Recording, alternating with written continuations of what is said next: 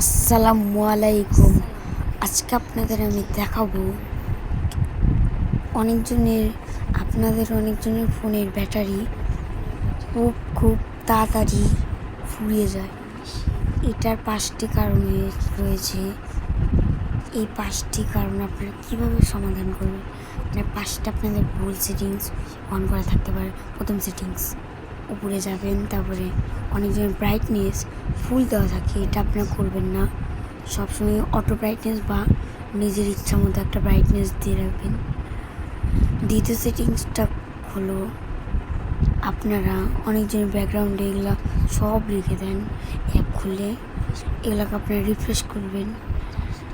Refresh করলে আপনার ফোনটা হ্যাং হবে না। এই দেখুন, আমি আস্তে আস্তে রিফ্রেশ করছি। তৃতীয় নম্বর সেটিংসটা হলো,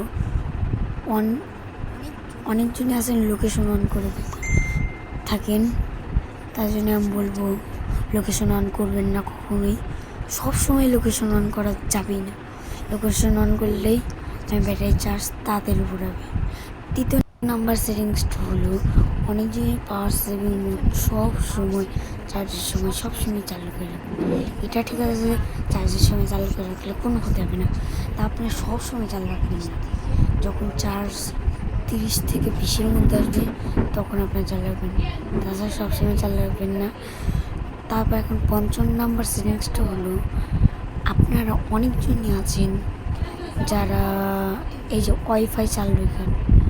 এই ওয়াইফাই চালু রাখলে ফোনের ব্যাটারির ব্যাকআপটা খুব কমে যায় আস্তে আস্তে।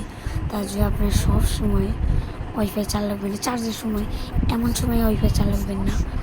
আপনারা যখন দরকার পড়ে তখন ওয়াইফাই চালু করে রাখবেন, আর যখন দরকার পড়ে না তখন আপনারা রাখবেন না।